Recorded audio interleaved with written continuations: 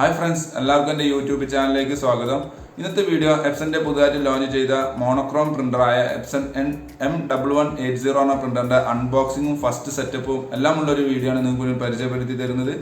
Video കാണുമ്പോൾ എൻ്റെ ചാനലും സബ്സ്ക്രൈബ് ചെയ്യുക, ലൈക്കും ചെയ്യുക, കമൻറ്റും ചെയ്യുക. അപ്പോൾ നേരെ വീഡിയോയിലോട്ട് പോകാം.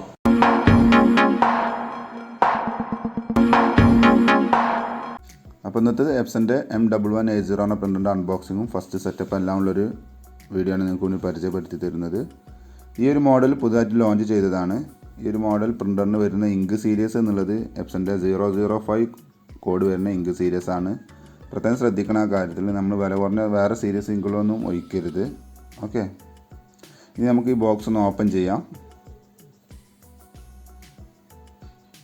കഴിഞ്ഞത് നിങ്ങൾ നിയറസ്റ്റുള്ള സർവീസ് സെൻ്ററുമായിട്ട് കോൺടാക്റ്റ് ചെയ്ത് കഴിഞ്ഞാൽ അവരെ ആളുകൾ വന്ന് നിങ്ങൾക്ക് ഫ്രീ ആയിട്ട് ഇൻസ്റ്റാളേഷനും ഇൻസ്ട്രക്ഷനും എല്ലാം തരുന്നതാണ്. അപ്പോൾ റിസ്ക് ഒഴിവാക്കണം, പ്രത്യേകം പറയുന്നു. ജസ്റ്റ് ടോൾ ഫ്രീ നമ്പറിലായാലും മതി. ഓക്കെ, അപ്പോൾ പ്രിൻ്ററിൻ്റെ ബോക്സ് ഓപ്പൺ ചെയ്യുന്ന സമയത്ത് നമുക്ക് മുകളിൽ തന്നെ ഇത് USB കേബിളാണ് പ്രിൻ്ററും കമ്പ്യൂട്ടറും തമ്മിൽ കണക്ട് ചെയ്യാനുള്ള. പിന്നെ ഇത് ഡ്രൈവർ CD അതേപോലെ യൂസർ മാനുവൽ എല്ലാം വരുന്നൊരു കിറ്റാണ്. യൂസർ മാനുവലൊക്കെ ഒന്ന് വായിച്ച് നോക്കണം, പ്രത്യേകം ശ്രദ്ധിക്കുക.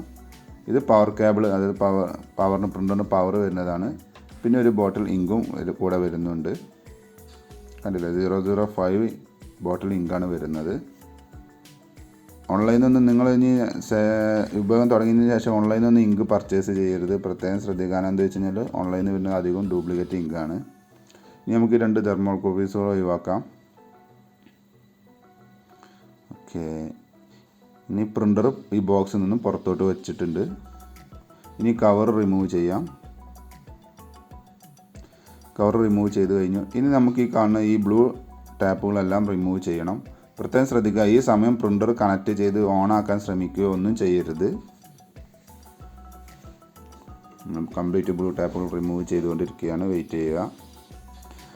അപ്പോൾ ഞാൻ നേരത്തെ പറഞ്ഞ പോലെ നിങ്ങൾ ഗൂഗിളിൽ സെർച്ച് ചെയ്യുന്ന എപ്സൻ്റെ ടോൾ ഫ്രീ നമ്പർ കിട്ടും. അതിൽ രജിസ്റ്റർ ചെയ്ത് കഴിഞ്ഞാൽ നിങ്ങൾ നിയറസ്റ്റ് സർവീസ് സെൻറ്ററിൽ നിന്ന് ഓതറൈസ്ഡ് ടെക്നീഷ്യൻ വന്നിട്ട് നിങ്ങൾക്കിത് ഫ്രീ ഇൻസ്റ്റാളേഷനും ഇതെങ്ങനെയൊക്കെയാണ് ഉപയോഗിക്കേണ്ടത് എന്നുള്ള എല്ലാം ഉള്ളൊരു കാര്യം അവർ നിങ്ങൾക്ക് പറഞ്ഞു തരും. അപ്പോൾ നമുക്ക് എന്തെങ്കിലും നമ്മൾ സ്വന്തമായിട്ട് ചെയ്യുന്ന സമയത്ത് എന്തെങ്കിലും ഇൻസ്റ്റാളേഷൻ എറർ ഉണ്ടായി കഴിഞ്ഞാൽ പ്രിൻ്റർ മാറ്റി കിട്ടാൻ ചാൻസ് ഇല്ല.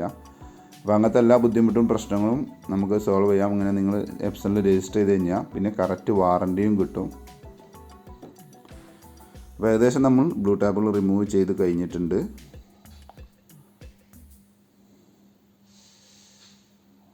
ഓക്കെ,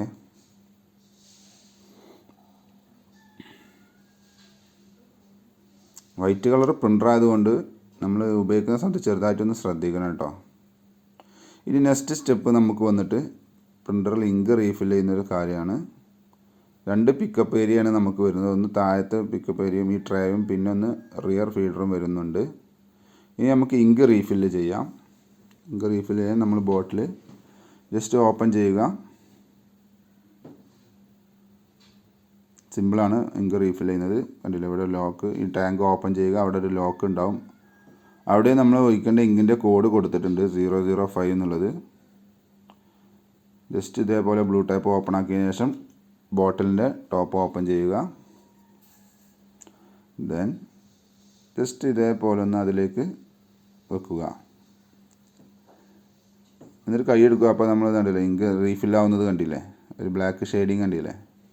അതിൻ്റെ അർത്ഥം ഇങ്ക് ടാങ്കിലേക്ക് ഫില്ലായിക്കൊണ്ടിരിക്കുന്നു എന്നാണ്. കുറച്ച് നേരം ഒന്ന് വെയിറ്റ് ചെയ്യണം.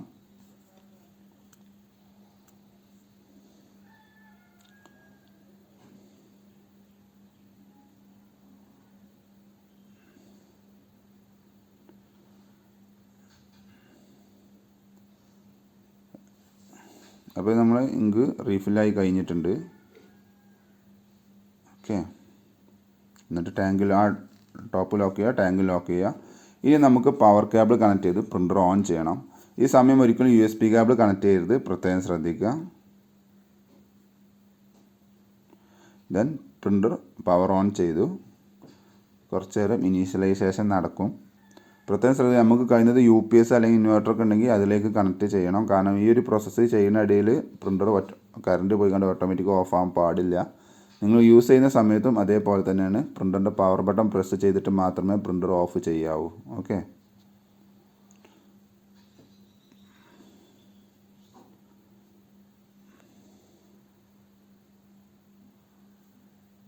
പ്രിൻ്റർ കുറച്ച് ഇനീഷ്യലൈസേഷൻ കഴിഞ്ഞ് കഴിഞ്ഞാൽ ഇതേപോലെ ഒരു ഓറഞ്ച് ലൈറ്റ് ഓൺ ആയിരിക്കും. ആ സമയം അതിൻ്റെ മുകളിലുള്ള ഈ ബട്ടൺ ജസ്റ്റ് ഒരു 5 സെക്കൻഡ് ലോങ് പ്രസ് ചെയ്യുക. അപ്പോൾ ആ ലൈറ്റ് ഓഫായി പവർ ലൈറ്റ് ഓൺ ആവും, പവർ ലൈറ്റ് ഓഫായി ഈ ലൈറ്റ് ഓൺ ആവും. അങ്ങനെ ഈ ഒരു പ്രോസസ്സിങ് ചെയ്യാൻ തുടങ്ങും. അപ്പോൾ നമ്മൾ കൈയെടുക്കുക. ഏകദേശം ഒരു 10 മിനിറ്റിൻ്റെ അടുത്ത് ഈ പ്രോസസ്സിങ് ഉണ്ടാവും. അല്ലേ, പ്രോസസ്സിങ് നടന്നുകൊണ്ടിരിക്കുകയാണ്.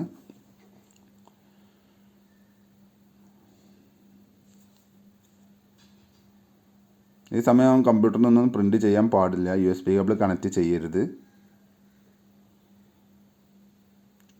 യെസ്, ആ പ്രോസസ്സിങ് ഇപ്പോൾ കംപ്ലീറ്റ് ആയി. പവർ ലൈറ്റ് മാത്രം ഓൺ ആയിരിക്കുന്നത് കണ്ടില്ലേ.